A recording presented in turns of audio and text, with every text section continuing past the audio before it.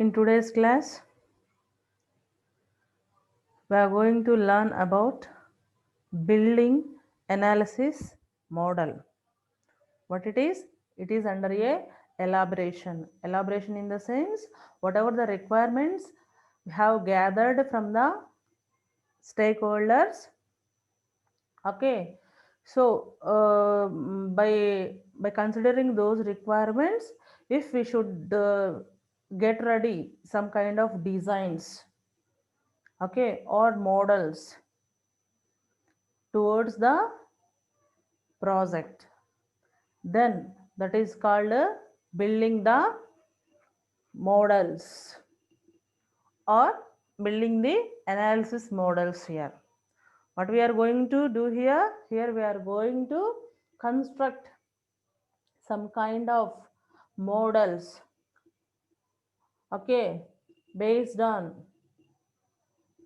requirements whatever we have gathered from a customer towards the project. Clear?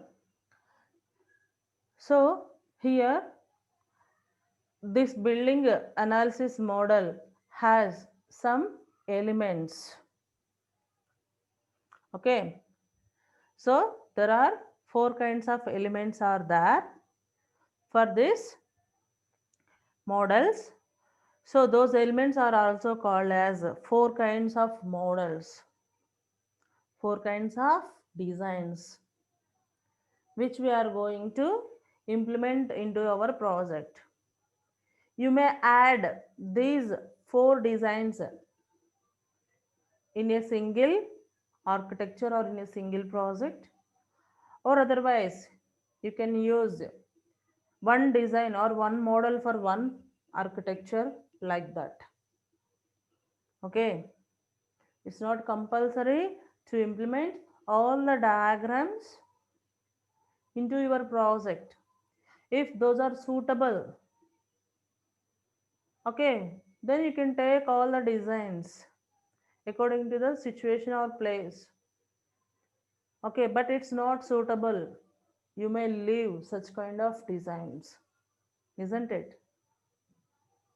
So should select the designs based on your project necessity,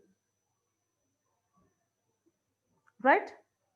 So if we'll see the what are the main elements, and by taking those elements, what are the designs which we have implemented into the project. Coming to the first one, scenario based elements. What are the first element here we are going to learn? That is a scenario based element. This scenario based element has functional part. Functional part means it will be concentrated on, or okay, it is going to deal about the software functions whichever we are going to use in our project. Each and every module has some kind of functions. How are we going to address those functions? How to solve or how to implement those functions into our software? That is called a one kind of scenario. That scenario means one task based elements. Task in the sense one function. So small function or big function, it will perform some job on a particular query. If it will take some input and it will produce some kind of output, okay, based on its function, isn't it? So that is, here we are going to process the, how we are going to process the scenario based, which means functions, okay, whichever we have used in our software. Next we are going to use the use case diagrams. If we want to if we want to show these functions in a diagrammatical representation, if you want to show or if you want to produce these functions in a diagrammatical representations, Then you need of a one kind of diagrams. That diagram's name is use case diagrams. So this use case diagram will describe about the overall system and the user. Okay, what this use case diagram will tell us? Okay, it will give a description about the how many members are involved, the people or system is involved into this particular project, and how these people are going to interact with that particular system or function. Like that, it will describe what it is. It's a scenario based elements. Okay, now I'll show the use case diagrams. After completion of this page, in detail we will discuss about the use case diagram. Clear? And coming to the second element of this analysis model is class based elements. What it is? It's a class. Now we are going to implement these scenarios in terms of classes. I think you have learned what is a class in C++. Okay, what is a class?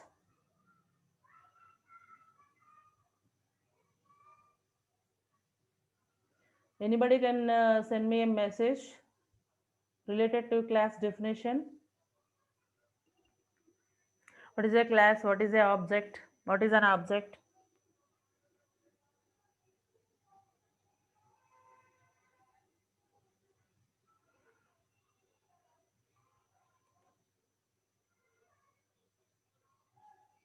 Only one answer I got.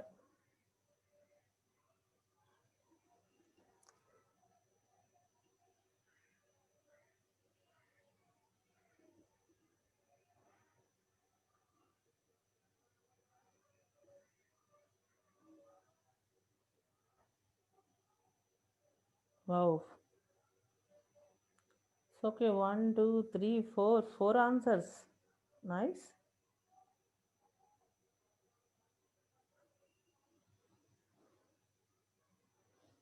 Hmm?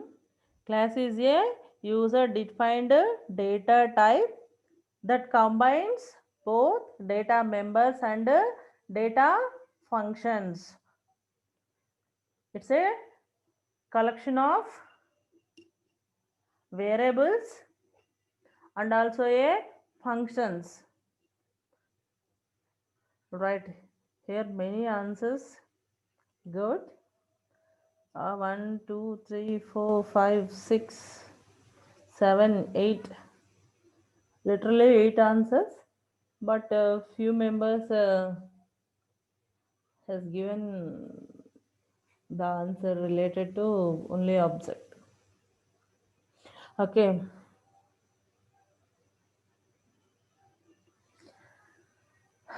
right, it's good. So within the class we are going to define the objects. Within the class we are going to define the object. So, and also you may tell within the class we are going to declare the variables and methods or functions or operations, whichever we are going to use in that variables. Okay, all are should be written under a single data type, that's called a class here. So if you represent your variables or objects and also methods, okay, under a single class, those are called a class based elements here. Now we are going to represent one problem statement by using this class based elements. Okay, whatever the variables you are going to use into that particular program, whatever the methods or operations you are going to perform into that particular program. Suppose I want to perform some program. Okay, I want to calculate summation for a given numbers. So So what are the given numbers or values means? Here the variables, and for that variables we are going to provide the values. Here we are going to use a method. What is the method here? Some method directly, instead of writing any code to that, directly you may use from library functions of any language. Directly you can calculate the result for a given values, isn't it? So that is called, it's a collection of variables and methods which we are going to implement on that particular variables, right? You should return both under a single type, that is class, under a single location. Why? Because to protect the data. Okay, we don't want to access those members directly without asking the permission. Okay, here we are providing a security for that our data members and methods by giving a class name. If anybody wants to access those members or those methods, by taking the permission of class only, they'll enter. By this concept only, we are providing a security to our, okay, coding or data members and variables, data members and methods, isn't it? So that's why you are learning OOPS concepts, object oriented principles concepts. That is the first benefit of first benefit of this particular language. Beyond that, C language, right? So you are going to implement your total coding under the, which means coding or concept under a class based elements. If you will see the third one is behavioral elements. Behavioral elements, in the sense here you are going to use state diagrams. This is also one kind of diagram, state diagrams. By using the state diagrams, we are going to tell the behavior of that particular function, behavior of that particular work or task. Okay, how I am teaching you the class? What is the behavior of this class? What is the behavior of this class? First of all, first of all, I have scheduled a meeting for you by using a Zoom. That is step one. Step two, I'm sending a WhatsApp message to you to share the credentials of that particular Zoom meeting. That is the step two. Step three, okay, based on the scheduled time, you and me joined on this place on Zoom meeting. Okay, after that, step 4, by using some PPTs, okay, I'm teaching you the concept based on a schedule. That is step 4. After completion of this concept, I may take the attendance, okay, based on a participants list. Okay, participant list of this Zoom meeting. That is step 5. Step 6 is I'm going to end this meeting after the completion of a class. By this, we have finished off one complete task, isn't it? So here, this task is having minimum number of 6 steps. Which one? Every day we are learning one class. Every day I am teaching one class to you. So that class, how you are teaching? Somebody asked me how you are teaching a subject to the students. So I am explaining about the 6 steps. If they are new to this particular Zoom or something class field, I mean this teaching field or something, then I'll explain them about my task, about my work. Okay, by using these 6 steps, isn't it? It's one kind of task to complete. Like that, here the behavior element is also like that. We should be give the clear picture about something work which you have done at that place. right? So that is a third element. Coming to the fourth element, flow oriented element. Flow oriented element in the sense, in generally, you have, you know, one word that is which flow charts. I think you have heard one word that is called flow chart. Already you know what is a flow chart, how it is drawn for a particular problem, isn't it? So like that, here also one kind of diagram are used in flow oriented elements, that is data flow diagrams. Data flow diagrams. How the flow of data should be appear related to that particular task. Such kind of diagrams are called data flow diagrams. By using these data flow diagrams also, we should implement our design.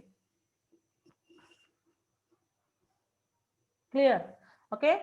These are the four kinds of elements, four types of elements or four kinds of elements in analysis of models. Okay, now I want to show you that use case diagram, class diagram, and a state chart diagram, and a data flow diagram now. Okay, remember these words. First one is use case diagram. Okay, second one is class diagram. Third one is state chart diagram. Fourth one is data flow diagram. Now we would learn the diagrams of these four. Okay.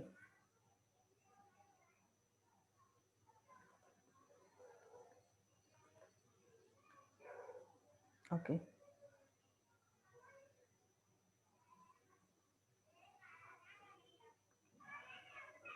Is it visible to you, this diagram, use case diagram?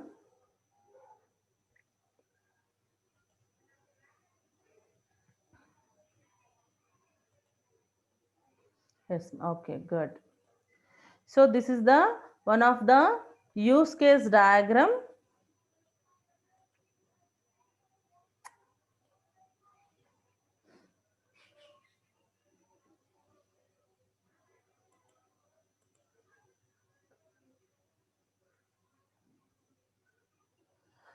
Right.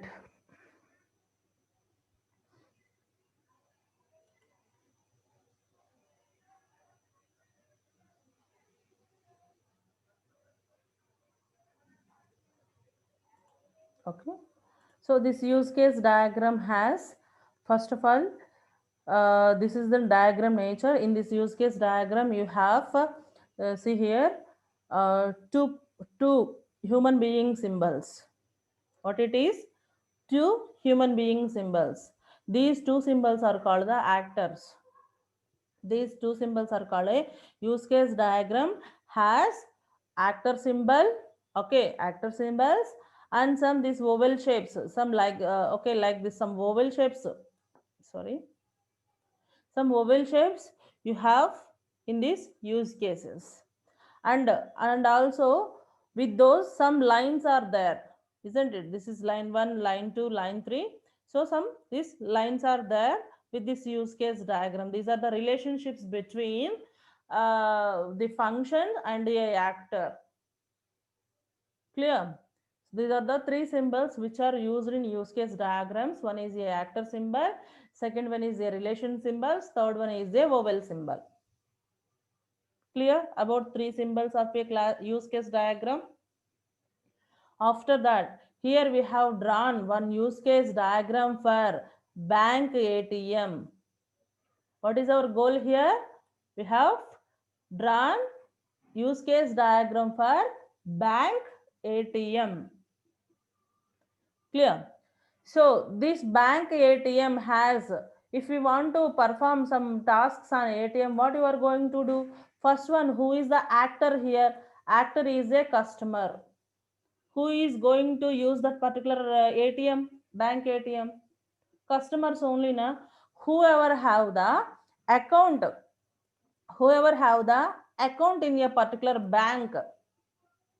So those all people are eligible to interact with a ATM or use the services of a ATM, isn't it? If you have a bank account with a debit card, then instead of going to the bank to draw money or to perform some transactions, directly you will visit the nearby ATMs, okay, to draw money or to deposit money or to perform some changing the address or changing the phone numbers or for to check the account balance, everything. Okay, few operations will be available in ATM missions, isn't it? So what are the benefits of ATM machine here? No need to, okay, visit the banks for this kind of actions. Okay, if we, bank may be a far to us, but nowadays ATMs are, okay, very nearby. Many ATMs are there, every area, in every area, isn't it? So establishing or implementing of this ATMs is very less budget compared to establishing of a bank. So that's why. And also if we will visit the bank, many people are came, means it's a time taken process to withdraw a money or to deposit a money into a bank, okay, through the bank. So instead of going there directly, we are doing such kind of operations through a ATM. So for that purpose, here the many ATMs are there in our city or many places, isn't it? So now whoever the end user for this ATM, obviously a customer, you or me, anybody may use, whoever having the account into this bank, that all persons would use this ATM, isn't it? So the first actor is a customer. Okay, this actor, what is the role of his customer? He will visit the bank. For which purpose he will visit the bank? He may check the balance. What he will do? He may check the balance, or he may deposit the money. Okay, or otherwise he may withdraw the money from the ATM, or he will transfer the funds through the ATM. So these four kinds of transactions will be performed by a customer. So what the customer will do with the ATM? Okay, he may check balance of his account. Okay, what is the balance of today? How much amount is there in my account? Okay, so like that he may check his account details, or he may deposit amount. He has some cash within his hands, so he want to deposit into his account. In such a cases, he may visit the ATM, or otherwise he want to withdraw some amount from from his account, he may visit ATM. So if he wants to transfer some amounts to other accounts, or for friend accounts, like that he may transfer funds. So these are the roles of a actor, customer here. And next, here one more actor is there. What is his actor? He's a ATM technician. He is ATM technician. What is his roles with this ATM? Okay, he may maintain the ATM, and otherwise, okay, he may repair if any kind of repairs would occur with that ATM. He may repair that ATM machines. Okay, those works performed by a ATM technician. These are the two actors, and these are the functions which are performed by the actors or people. Okay, so these two persons are compulsory have a relation with the bank. Okay, customer is one account holder to this bank, and ATM technician is recruited by a bank to provide the services to a customer, isn't it? So this is a one use case diagram, right?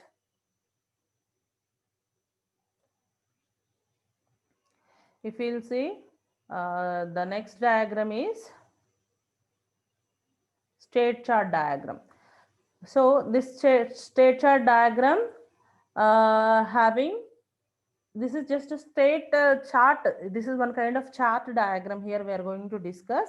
So first one is, what is the tasks of this ATM machine? Same ATM machine I have taken, but that is a use case diagram. This is a state chart diagram. Okay, state chart diagram is also having, okay, some, see first, what is the first purpose? It's a starting symbol, already you know this. After that, some arrow symbol. Here you are going to, okay, if you will insert a card into a ATM machine, then it will read the card, ATM card. Then, so what it will ask? It will ask to, if the card is reading is successful, then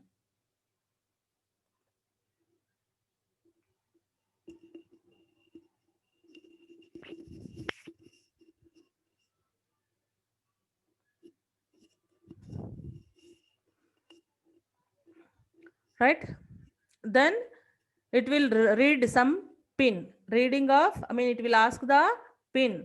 So after you enter a pin number related to that particular what card, then it will tell pin reading is successful. Then choose the transaction, which transaction you want to perform. So previously we have discussed now withdraw amount or deposit amount, or which one you want to going to perform.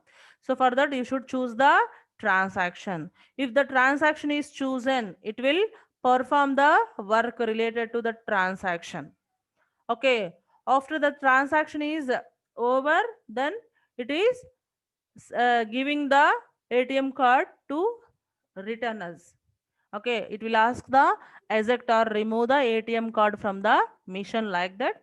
Then we have finished off the work with the ATM mission by doing all these works here, isn't it?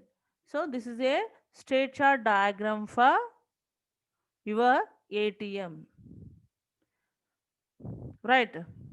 First of all, insert a card into ATM, then it will read the card, it will ask for a pin. If you will enter the pin number of that particular debit card, and it will ask you to choose the transaction. You will choose the transaction, which means the transaction means withdraw amount or deposit amount or transfer the funds amount, like that. Based on that, it will perform the action, then it will give your card back. This is about state chart diagram. If we'll see the next diagram, that is a class diagram, right? This is a class diagram. Okay, what this class diagram has? First of all, you will see this just what it is, ATM information. First of all, see the bank. Okay, this is the bank. For this bank only, this is one class. This is the bank class. This bank class has the information of ATMs. Okay, each and every ATM, okay, will have some actions, transactions. Each and every ATM will have some ATM transactions. Who is going to perform these transactions? Customer. Okay, what the customer will do? This customer will do the transaction, ATM transaction, by using a ATM debit card, ATM debit card. Who will give this ATM debit card to a customer? By a bank.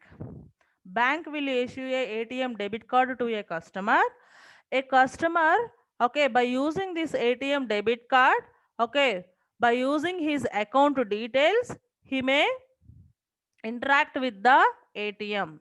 So the ATM may provide the services to a customer is either withdraw amount, some queries, transfer amount, or pin checkings or pin changing, many kinds of many kinds of transactions it will be allowed a customer, isn't it? So this is the representation of a class diagram. This class diagram has the class name and also a operations. Suppose the here if you will take a single class, assume this customer is a single class here. So what this single class having? This is class name. Customer is a class name. This class name has customer name, address, and DOB, date of birth. What is the variables which have this customer? Customer may have a name, address, some database, some other details. These are the variables of a customer class. After that, what are the transactions or what are the methods he is going to perform? He owns an account. What he has? He owns an account of a bank, right? That account maybe savings account or it's a current account. He may have either savings account, this is the savings account, and this is a current account, right? These are the individual classes. These are the individual classes related to a bank ATM. Clear? So for each and every individual, okay, classes having some data members and some methods. It is ATM information. ATM information has some location and some managed by. Who is managed by? These are the two variables and these are the operations. Okay. Operations of these transactions. Okay. Identifiers. Those are the two operations related to a ATM information. And ATM transactions means this is ATM transactions is a one class. This class has transaction ID, date, type of data members. These three are the data members of a ATM transaction class. What are those? Transaction ID, date, and type of the transaction. Which type? It's a savings account or current account. How they are going to we are going to specify a type on which date this customer is going to perform a transaction. Okay, what is the transaction ID? Some numbers it will provide 2, 3, 4, 5, 6. Okay, by using that ID only we can identify number of transactions performed by a customer or day-wise transactions, isn't it? So these are the informations or what data members of a ATM transaction. What is the methods? What are the methods of this ATM transaction? Is it modifies? What it modifies? It may be modify the some in it may perform the withdrawal operation or some queries, any kind of questions which is asked by a customer, that information or amount to transfer information or suppose pin number validation or pin number changing information, anything it could be modified. This ATM transaction perform these kind of below operations, not only these, for many operations. Okay, so this is the simple class diagram. This is one of the UML diagram. Till now we have seen three UML diagrams. First one is use case diagram. Second one is state chart diagram. And this is the third diagram. This is a class diagram. Okay. These all related to these three. We have seen three now. So these all the three related to a ATM transaction work. ATM is a one small function related to a bank. It's not a complete work. It's not a individual. ATM machine is not a individual work, isn't it? Bank is a overall project. If you will take a bank is a overall project. In that bank, many works are there. Okay, many kinds of process or operations are there. Within those, ATM is one of the module within a bank project. Remember that. So this is a small function related to a bank. Now we have discussed about only single module or single function of a bank project, right? Till now we have implemented the diagram for a single module of a bank project. What is that single module? That single module is related to a ATM, isn't it? So next, the last one is uh, here the last diagram is DFD. Okay, this is the DFD, data flow diagram. What it is? It is a data flow diagram. This data flow diagram, if you take one ATM, the ATM is accessed by a customer through keyboard. Okay, this ATM is accessed by a customer through keyboard. And what kind of operations it will show? I mean, it will have, this ATM has one screen. ATM machine has one screen, and also it will be attached with the account database of a bank. If it has the accounts database information, then it will provide the asked amount to a customer. It doesn't have any accounts, means how it will give the amount to a customer, isn't it? So it is compulsory accesses the customer database from a bank, isn't it? After that, this ATM is, it will give some printouts related to a, okay, withdrawal. With after withdrawing some amount from a customer, it will give one slip, isn't it? So that is a printout dispenser. After that, this ATM will give the cash to a customer. Withdrawn amount, based on withdrawn amount, it will give the cash to us. These are all the services will be included into this ATM. And this ATM will be worked based on a card reader. If you will insert the card, I mean, based on this card and card details only, it will perform the actions, isn't it? So this total ATM will be controlled by one controlled system. One controlled system. This is the data flow diagram. So it has only two symbols. One is circle symbol, second one is just rectangle boxes and some relationship symbols, arrows, isn't it? This is, and this is also zero level representation. Okay, zero level if we go for one level representation, two level representation means that is in detailed representations in a DFDs, in detailed representations. Level, now we are in level 0. Suppose level 1, we will go for level 1 means, okay, suppose what is the account database, it will give the clear information about a account database or something, some operations. So like this in DFDs also we have some levels, right? These are the four kind of analysis models, whichever we are having in building of analysis models. Just to discuss this, I have shifted to this particular page, right? So remember these UML diagrams, these are useful for your project in future, isn't it? This is the, by using UML diagrams only you are going to represent your project. These UML diagrams like blueprint of a general building. How they will draw some blueprints for a building construction, no? So like that, if you want to construct, if you want to build some project, okay, if you want to implement some project means, by using UML diagrams only you will show the design to the customer. Okay, even for your final year project also you will have this UML diagrams everywhere. Okay, this is a designs or representation of a projects by using UML diagrams. So in UML diagrams here we have learned only three means what, one is use case diagram, and the second one is state chart diagram, and third one is a class diagram. Only these three coming under the UML diagrams, but not DFD. DFD is not a UML diagram. This is one kind of another representation like flow chart. So flow chart is also not coming under the UML diagrams. Flow charts also a different. Okay, those are used to represent the algorithms, isn't it? So like that, DFD is also one kind of design.